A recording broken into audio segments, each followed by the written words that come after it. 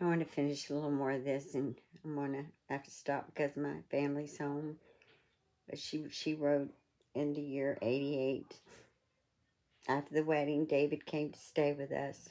You and Mom welcomed him with open arms, and he was treated the same as us, like one of your own. So now our family included 6. Our family was almost perfect and complete. So let me get this straight. You took in 4 kids that had no blood relation. What kind of man are you? Well, let me honestly answer that one. You're one of a kind. A leader, not a follower. The best that's happened to our family, because you and Mom pulled us all together and made us this family. You're truly someone special. In the spring of 88, the trip, we were planning a trip to Ohio. I'm going to skip through this.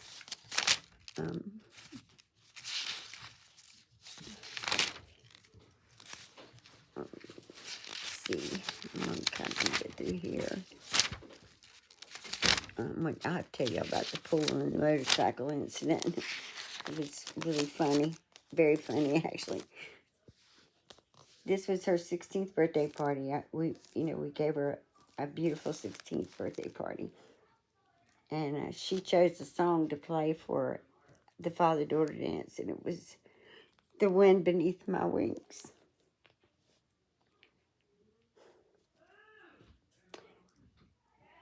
I dedicated the song to you, and we danced our father-daughter dance. Oh, everyone was crying, including me.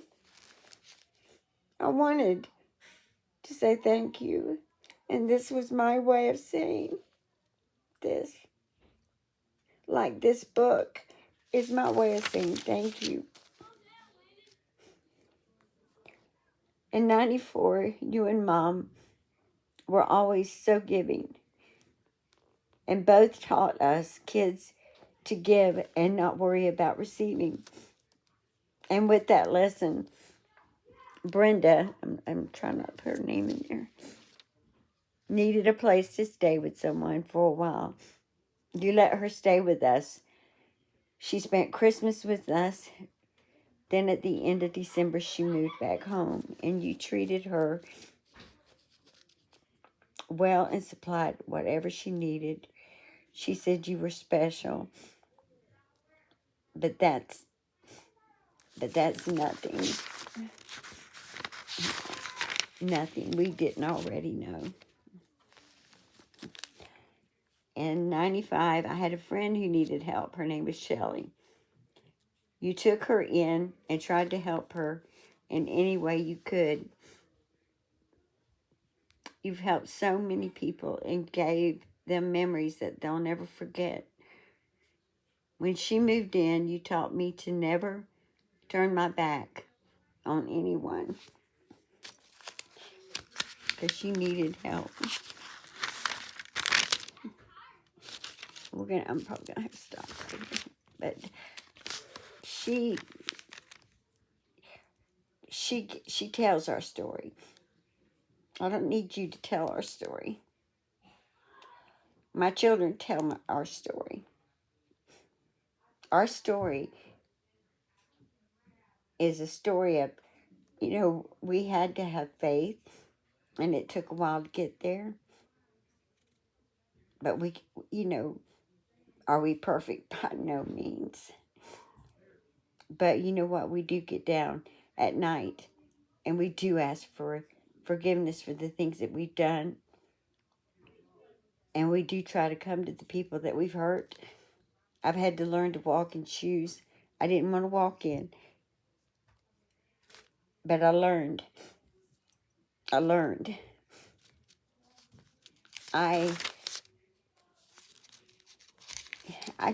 can't get over how cruel you are and how cruel you have been. And then you sit there and say that Don't do this to my brother. I'm going to tear your family apart. This was I think it's kind of a cute little picture. Mother's Day of 95. And that was because he was about to open his mouth and tell my mother that I had a tattoo. And I didn't want her to know yet. Yeah, I had to do anything I could to keep him from telling her, but he did tell her. He told her, and I had to show her, and oh yeah, she wasn't real happy. But she wrote every Father's Day she'd come and get this little book and put something in it, and things that she learned or wanted us to know. She wrote me one. I don't have as much in mine as he does, because mine came later, and they are worth a, far more. So when you talk about us being greedy or prejudiced or anything else, that is far from the truth. That is way far from the truth. We have worked hard for what we have, and we try to tell people when asked what worked for us and what didn't. There's been many times that the road has got stopped for us because we went down the wrong path and we had to turn around and go back. There's been times that I've prayed and asked for things and they didn't happen. But later on in life, I can see why things were the way they were and where we were going. You have a choice to make every day, Mary. And your choice is to do nothing. And guess what? You will receive nothing. You have to, your words have to have actions. No, I shared this yesterday with someone. People do not always believe your words, but they'll always believe your actions. You have no actions. Just remember, I refuse to let you tell our story. I refuse to. And when people ask me how I can just let go of a family member, I'm going to tell them the truth, because you are an evil, deceptive, destructive person. You have caused more pain than people should have to go through. You used your little brother as a tool, but you don't even consider using my daughter as a tool to hurt me. You don't think about that at all. You don't even care that you used my mother, the one that took care of you and made you as spoiled as you are. It was a big mistake on her part, because look what you turned out to be. Still thinking everything is yours. Still thinking it's all about you. This was, let's see if I can get in there. This was I think this was one of her birthday parties. It was the 16th, because there's the green balloon. And she's hugging her grandmother. You may have been spoilt, Mary, but she still loved them all. And she was proud of them. And she was proud of them when they grew up. She's proud of those grandboys Angela gave. She was always so proud of the manners they had. Why did they have manners? Because they were taught manners, to be proper gentlemen.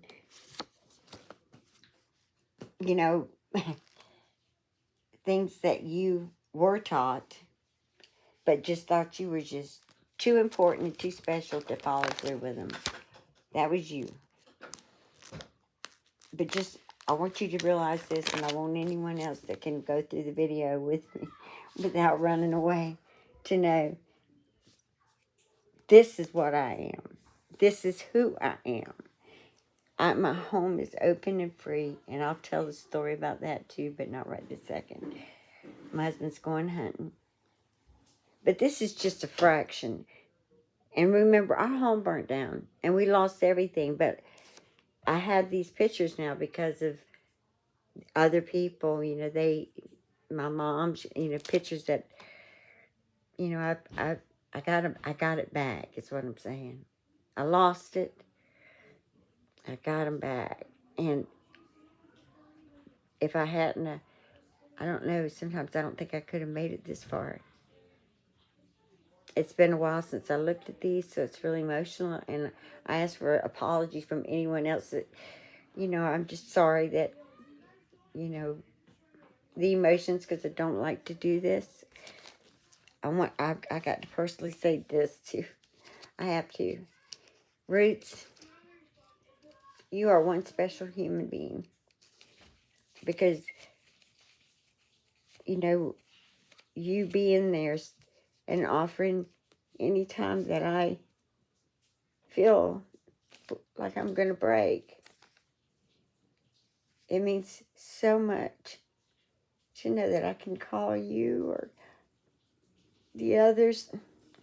I can tune into Adonis Paul and smile and get myself a laugh that I didn't think I had in me no more. So, Mary, you go ahead and believe what you believe. But don't be telling nobody's story. Leave him alone. Leave him alone. In my heart, I know he's a good father. In my heart, anyone that I personally mention their name, Hat Man, any of them, I see inside their heart. I can see, the love they have for their children. And for me, there is no greater love. And when it shines through you so bright that someone who's never met you sees it, you're not a bad person. Not bad at all. And I promise you, I've sat and listened and looked in each one of them. Virgie, Adonis Paul, Hatman.